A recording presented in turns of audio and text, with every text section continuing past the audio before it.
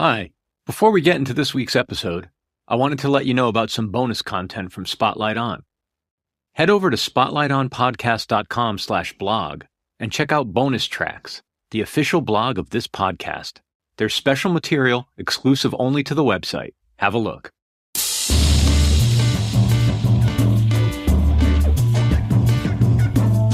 Hello and welcome to Spotlight On, a production of 23 Media Ventures. I'm your host, Lawrence Purrier. Today the spotlight shines on guitarist Dominic Miller, a musician unique in his ability to fit in and contribute as a sideman, but also able to step up as a band leader. Dominic may be best known as guitarist and in his own words lieutenant for Sting, a position he's filled for over 30 years, but he's been creating his own diverse body of work for many decades as well. Dominic joined Spotlight On to talk about his latest release on ECM Records, Vagabond, which is an instrumental album rich in narrative and taste. In addition to exploring the new album, we also get great insight into Dominic's work as a solo artist and session musician and how that contributes to his work with Sting, and more about his inspirations and aims as an artist. I hope you enjoy.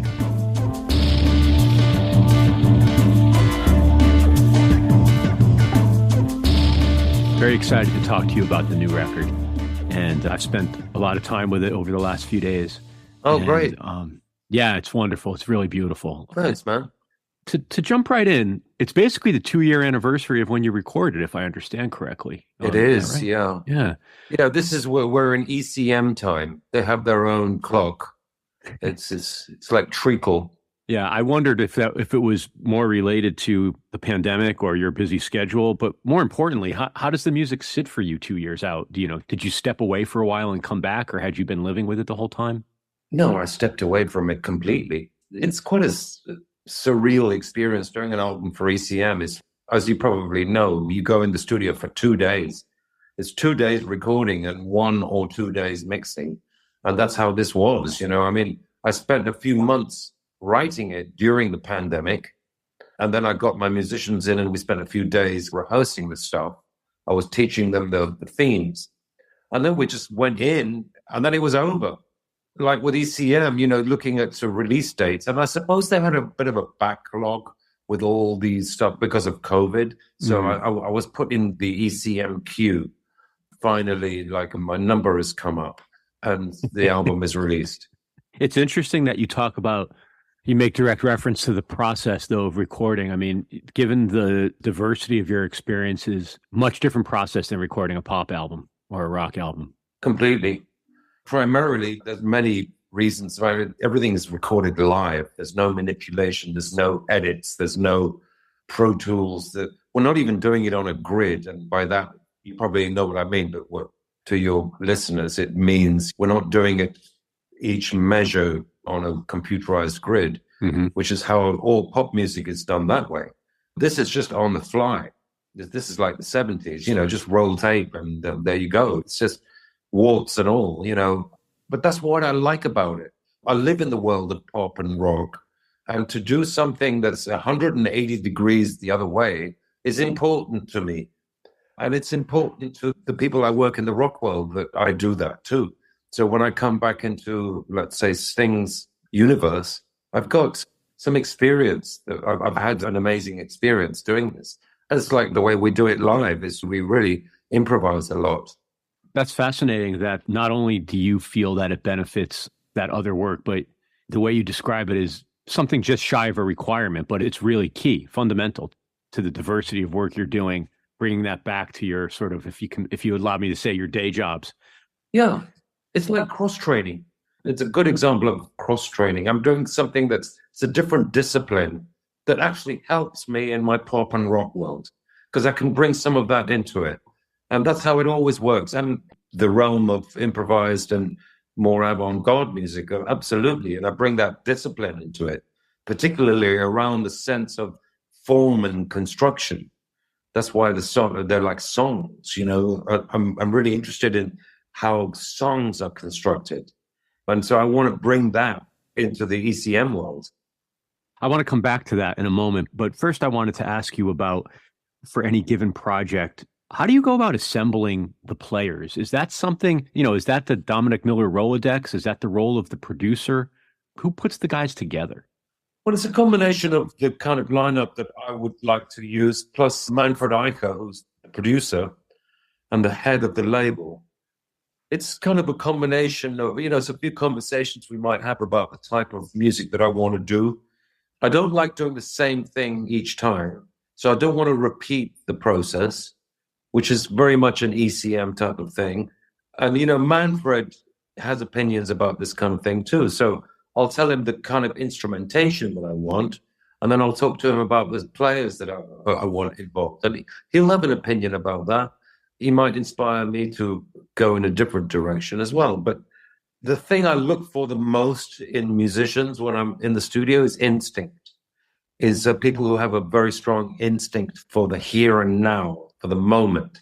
Because we're only going to be there for a brief moment, which is 2 days. I need to have people who, it doesn't matter how they feel, whether they've got a cold or they're just to be in that zone, in the moment. That's really important. And that's how we choose the musicians. Obviously, Nicholas is the constant in a lot of your projects. As I was thinking about that, I thought, is Nicholas your Dominic? I don't know what you mean. Actually, I've heard that said before, because it's like Sting, I've been with him for a long time, and some people say that, he couldn't do it without me or something, which I'm the last person to believe that, or the first person to disbelieve it. But Nicholas is very much that. He's like my hard drive. He kind of knows all my stuff in some ways better than I do, which gives me a lot of peace of mind, that knowing that I've got someone beside me who knows the structures really well. Also, he acts as a sort of a balancing act.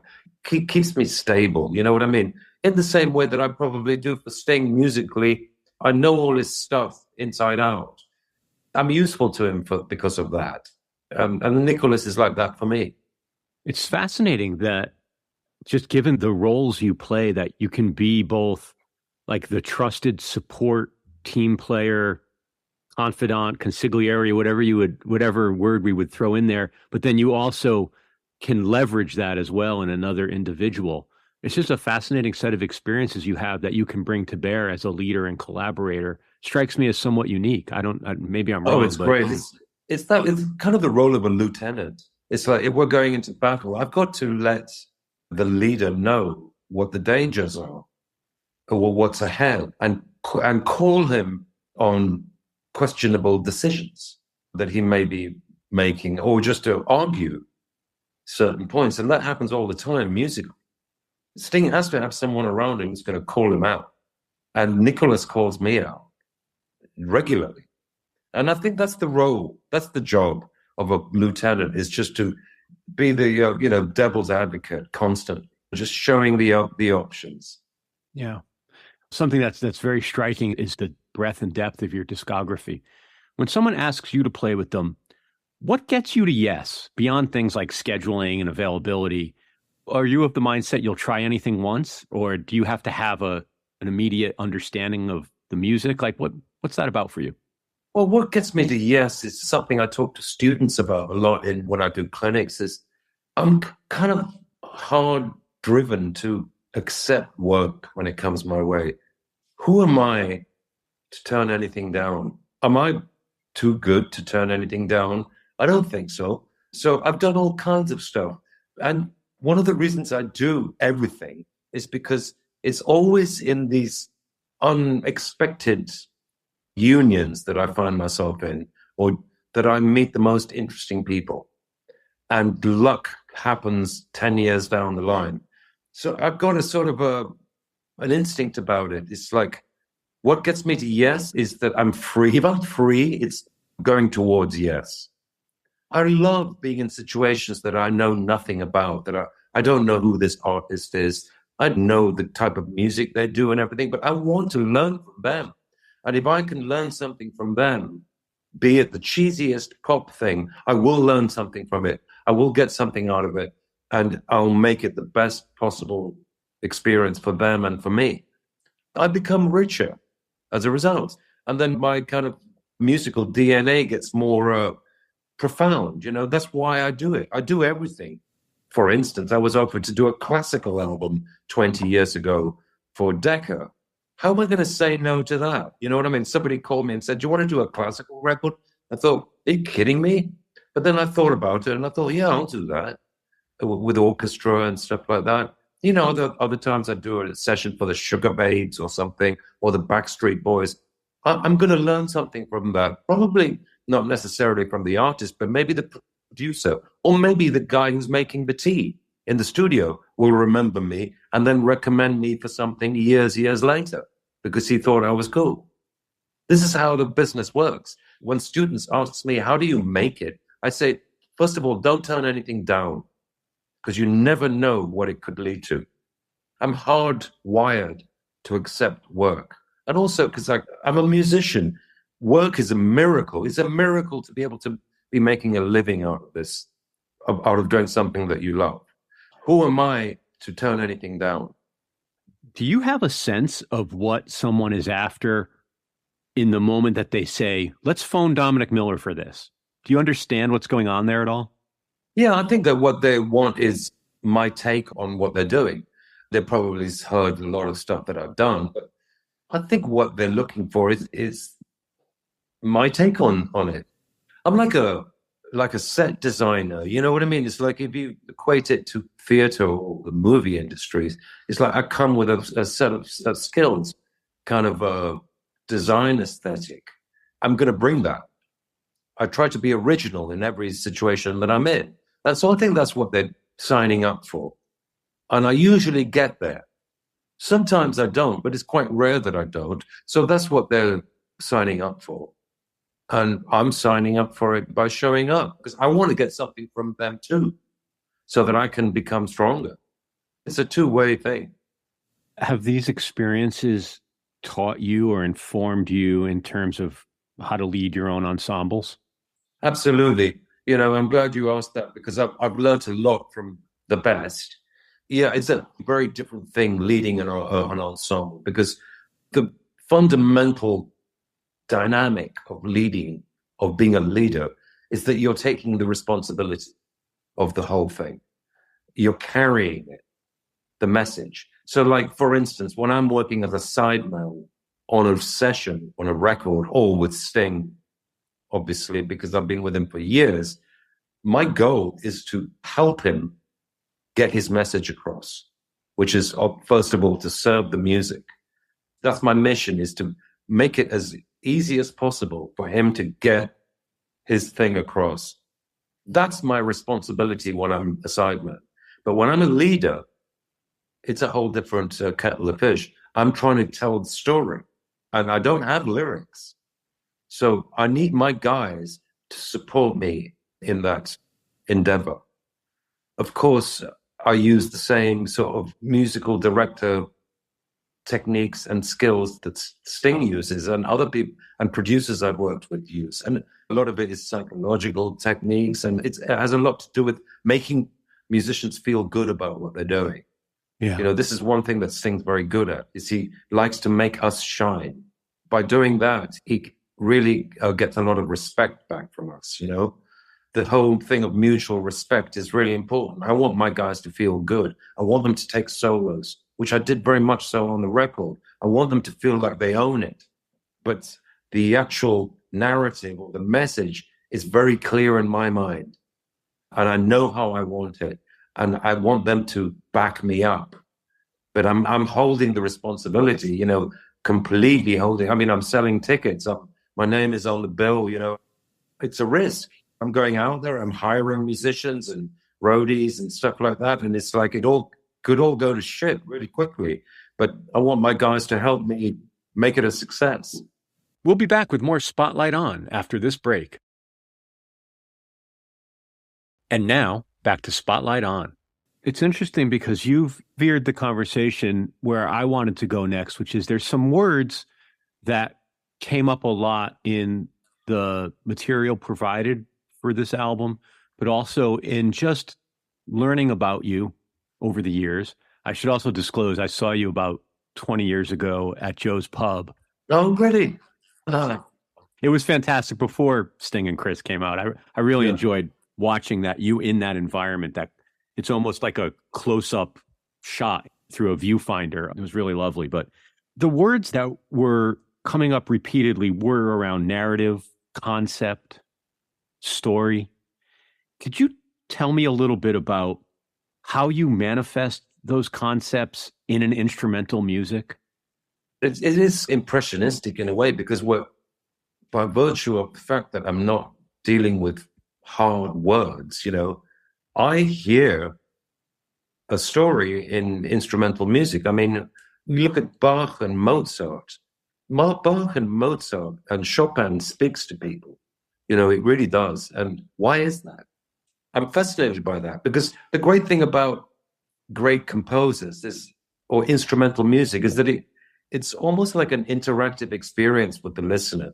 It's allowing the listener to create the narrative. It really becomes interactive, almost co-collaborative. That's my sort of thought process on all this. It's like instrumental music. There's so much to do there. I think instrumental music is in some ways more profound than lyrical music. That's why my favorite lyricists are usually the ones that are not actually, well, what you're hearing is not actually what they're saying. It's like, you look at Tom Waits or Bob Dylan as well. Sometimes when it's not really specific. It's allowing you to make up your mind what he's saying because it's not specific. Those are the best lyricists for me. That's the closest I'll get to hearing lyrics be instrumental because it's allowing the listener to form an opinion about it. Is this album then, is there a meta narrative? Is this a concept album? I feel like family and personal.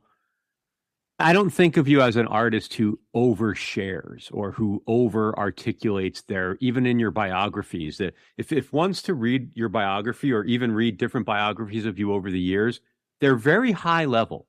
Dominic was here and then he was there and now he's here. And I appreciate, I'm not looking to psychologically analyze you or to make you uncomfortable, but I am curious. There does seem to be a little bit of a peeling away. You make reference to the poem that the album takes its title from. Yeah. I think there's something very beautiful in the idea that your father liked that poem. Yeah. I would never know that about my father. That's a beautiful thing. I mean, it really touched me though. And it actually made my life very easy because the first thing that came to me with this album was the title. And I don't have one tune on the album that's called Vagabond, but I don't need it. Usually that's the way forward for me. Once I have I did another album called Absent. Once I had a title, it just like everything kind of followed that. So of course it's a concept album. I mean, Lawrence, I'm totally into concept albums. I mean, big time, mate. The Pink Floyd, Dark Side of the Moon being probably the ultimate concept album. I'm always trying to do Dark Side of the Moon. It's a shame I couldn't join all the tunes together because that would be my first choice, but in today's kind of iTunes world, I suppose they don't like you to do that. They want to have individual tracks. But if I'd had my way, I would have stuck them all together. But yes, of course, it's a concept album. The concept, it started with this idea of someone who's free.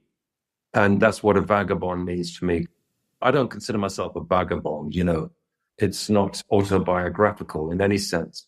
But I do relate to someone who's free.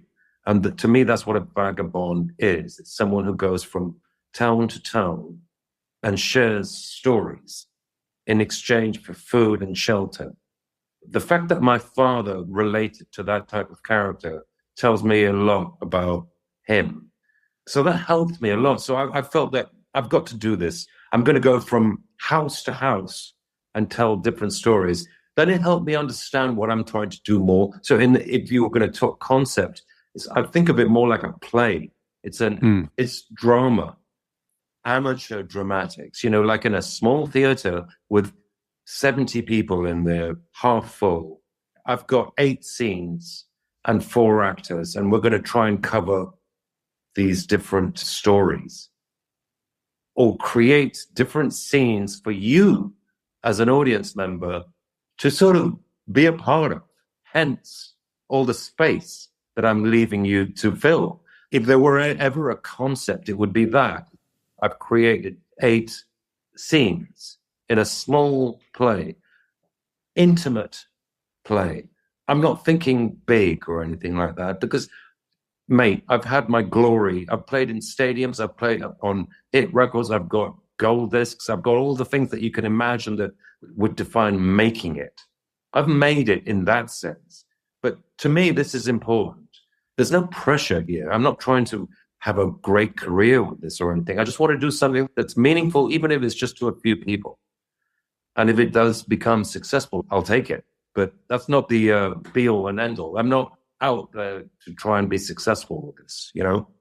Well, I think maybe we should apply for an arts grant and let's go stage that show. We could do it at Joe's Pub. It would be the perfect room for it. There you go, mate. Yeah. I'll get working on that when we hang up. How did you know your dad identified with the poem and the character? That's an interesting conversation for a father and son to have. Or did you not acquire it directly? I didn't know. My mum told me after we buried him. Of course, a lot of things come out when our loved ones die, and things that one didn't know. I learned this, which really touched me. The fact that it should be a John Masefield poem called Vagabond. My mum said this is his favorite poem. And my father was very well read.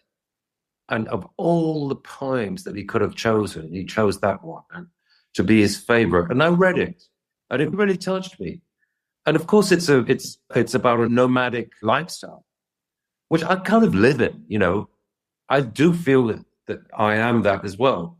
Of course, that was very touching to me, and I think my sisters knew about it, but I was the last to know. The other thing that's fascinating about the poem itself, and you mentioned, I wanted to ask you about your dad's education. You mentioned that he was well read. The vernacular of the language in the poem is so, this is not a flourishy, ornate piece of writing. It's very accessible. It's very direct. It's very common language. It's very stunning. It's very stunning in its simplicity. It's written in a old English kind of dialect. Lovely use of letters. It's really stunning, I think, and quite touching. Yeah, I agree. That sort of leads me to another word that was associated with you a lot. It's a word, I guess, concept, internationalism. And again, reflected in a high level in your biography, parents from different cultures, different nationalities, the way you grew up, the way you moved, where you live now, the lifestyle that you mentioned you live, you're a touring artist to a large degree. Without making too much of it, I wonder two things.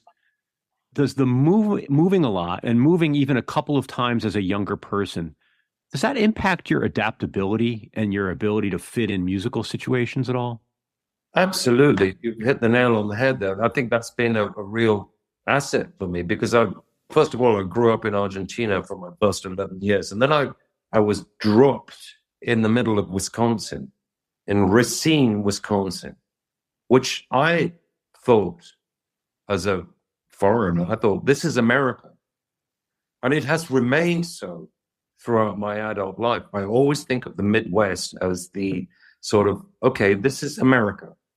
Chicago, Milwaukee, Minneapolis, but the middle of nowhere in Wisconsin. And of course, I was really influenced by, as a young man, by the music that was happening in the early 70s, with Carole King, James Taylor, singer-songwriter music, Neil Young, mostly folk rock was like, it just really got into my skin.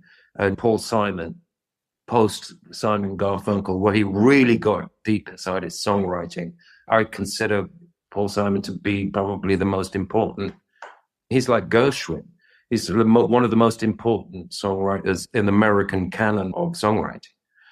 So I was very lucky to be exposed to that as a young teenager. And then, of course, moving to England and then being exposed to all the raw English rock of Led Zeppelin and Black Sabbath and all this, and just like I'm being thrown right into it. It was amazing. But to cut a long story short, but then I moved back to America again for my high school years. So then I found myself back in America when I was 15, between the age of 15 and 18, where I was right in the middle of Americana music again in the Midwest. And so in the Midwest, we were listening to all the usual international stuff like Queen and all the Pink Floyd and everything. But we were also listening to Fleetwood Mac. I was listening to Bob Seger, amazing music, and had a real kind of American feel to it, which I've always really liked. And then Earth, Wind and Fire and Stevie Wonder really got it, and more soul music. It just became part of my package. And let's not forget, throughout all of this time, I was always listening to Brazilian music because that's what my dad and I used to listen to at home. And I used to play that shit every day because for me, Brazilian music was always ground zero. Brazilian music and Latin American music, because that's really was in my skin. That's what I grew up with and was never going to leave me. Everything that I heard, rock, folk, jazz, had to have a part of being in kind of concert with the Latin American groove and feel. I feel very rich in that respect. Of course, I've brought all these elements into everything that I do. The folk, rock, the funk and jazz and soul from America, and the raw energy of English rock music, which doesn't sound anything like American rock music. It's much more dirtier, it's less refined. I mean, I love the Eagles, but an English band could never play like that. Or Steely Dan, play that refined. I like that American approach to perfection. It's just sublime. We don't have that in England, but what we do have is we got fucking Led Zeppelin, and we got bands that are Black Sabbath that are really raw, and that speaks to teenagers in a way that it spoke to American teenagers in a really profound way. And I understand why more than they do, because I came from both sides. You know what I mean? Yeah. Plus the Latin American side has always helped me. It's never far away from me to put a syncopated rhythm somewhere or an anticipated beat on the guitar. For some reason, that's my go-to. It's my dialect. It's my musical dialect. Accent is that. It's syncopation. Who were the Brazilian artists of that era? Would it have been, is it Gilberto Gil? Is it Milton Nascimento? More like Baden Powell. He's a guitar player from Brazil who was like my Hendrix. Actually, Hendrix was my Hendrix too, because I put him at the top. Hendrix is right up there. But Baden Powell was the South American Hendrix on guitar, playing pre-bossa nova, and then that crossed over into bossa nova, and of course Carlos Jobim and all that stuff, Vinicius de Moraes, all these different artists. And then Gilberto Gil was more of a modern version of that. More pop inflected? Yeah, more pop inflected. Because the thing about bossa nova, early bossa nova, which has roots in traditional Brazilian music as well, they're using jazz chords. So by learning all these tunes and just going there, I was learning, without realizing it, I was learning the kind of jazz harmonic vocabulary without actually knowing I was doing it. So when I became 18 or 19, I already had that in me. It became natural for me to be working in different situations. And for instance, as a session player, where I could understand what was going on harmonically, because it's all in the jazz chords. I talk to a lot of artists about the fact that time in their lives, or a time in a listener's development where they can actually process the jazz harmonics and the jazz chords, as a listener. Yeah. It's definitely, to speak in generalities, it's not necessarily a music that a first-time listener can fully take in. No, I think it's asking a lot of the listener to take that in. That's why the simplest version of it is always the best, which actually teaches you that the simplest version of anything is always the best, because then it becomes more accessible. Not necessarily better, but certainly more accessible. But yeah, it can be kind of intimidating listening to expensive jazz chords. That's why I'm kind of obsessed with taking voices out of a chord. A chord doesn't need to be more than 3 voices. You've got the bass note, the harmony, and what the melody is. You don't need more than that. So what can you take out to make it actually bigger? It becomes bigger. It's like a game of Jenga. How much can you take away to allow this thing to hold together? Yeah. That's what really good harmony is what you take out. That's what great art is, like Matisse, is line drawing, but it's all there, mate. You're getting that story, you're getting the narrative, but you don't have to telegraph all these fucking notes, which is what a lot of jazz musicians do. And that's unfortunately what happened with fusion music, is that it just became too intellectual. It's like it was kind of shunning people away from the art form, from the genre. It was the inevitable conclusion of jazz's move from the dance hall to the conservatory, or the idea that you'd sit down and go watch it as opposed to being in an environment where it was played and you'd interact with it. It's interesting what you talk about, about the removal as well. I just heard an interview with The Edge, and he was talking about that was the big part of his sound. He wanted to play with the idea of neither major nor minor chords, so he would just take out the thirds all the time. I totally agree with that. Let the melody do that. See, that's the job of the singer. But really, you don't need to say very much as an. That's why I consider The Edge to be a guitar hero, because he's one of the great accompanists of our time. Because he supported the song. He never went to the melody. He just played what the best way you could support the song. And so did Lindsey Buckingham.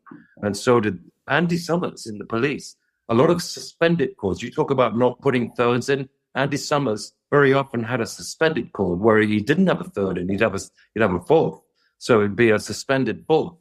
It's interesting because I was talking to Vinnie Colaiuta, drummer, about Herbie Hancock and his time in Miles Davis, where Miles, I think, if I'm not mistaken, said, I don't want any of those happy, pretty notes, like thirds and major sevenths and stuff like that. So he said, I don't play any thirds and no major sevenths, or even sevenths.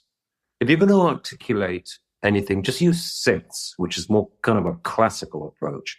So he put the handcuffs on Herbie, so no thirds. And it's amazing what a musician can do with handcuffs on. Yeah.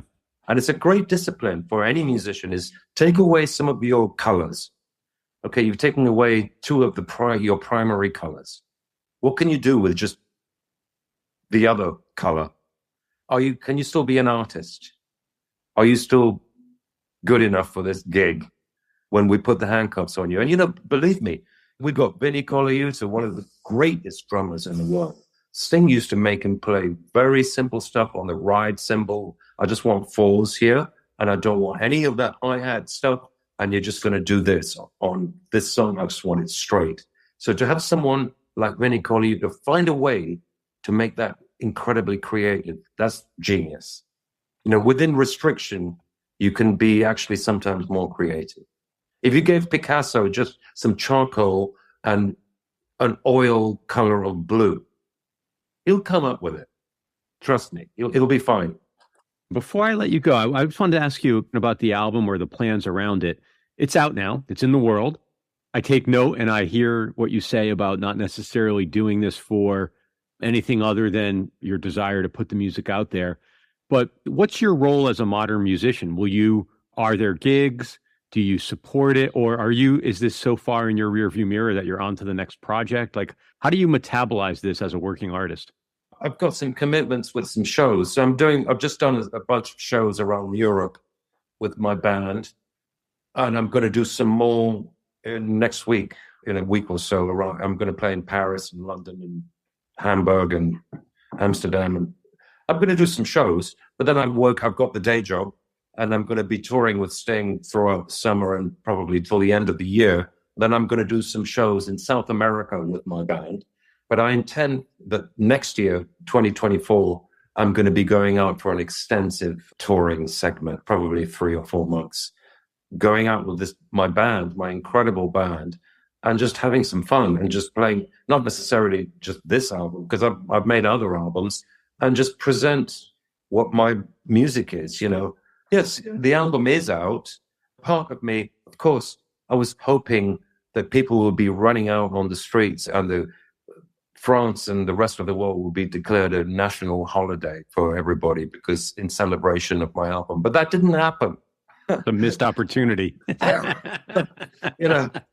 think everybody expects that to happen, but it's amazing when an album is put out. It's like, it's out. It's like, well, now what? It doesn't really matter, but it's a great privilege, Lawrence, to be able to have a label behind me, and especially a label like ECM who kind of get what's possible with music, especially live music. They really support live music. They encourage it, unlike any other label. So I feel incredibly privileged to be in a position where I can go in a studio with my mates and lay down some riffs and compositions. And I'm really, really happy with just that opportunity. And anything else is a bonus. What a storied tradition to be a part of. I mean, to have your own little sort of plaque on the wall of ECM is a very beautiful tradition to be part of. Oh, absolutely. I feel very lucky, yeah. Dominic, thank you. Thank you for spending time. I very much appreciate it. I know it's much later in the day for you. Congratulations on the album, and I hope we see you stateside, either in your day job or with this ensemble. Thank you so much. Thanks very much. And I'll see you in the West Coast. Thank you so much, Dominic Miller. And as always, thank you for listening to Spotlight On, a production of 23 Media Ventures. I'm your host and executive producer, Lawrence Purrier. We're produced and edited by Michael Donaldson, and our theme music is by Q Burn's Abstract Message. If you like what you've heard, please share us with a friend and leave a review on your podcast platform of choice. Visit us online at spotlightonpodcast.com or at spotlightonpod on Instagram and Twitter. Thanks for listening, be safe, and stay in touch.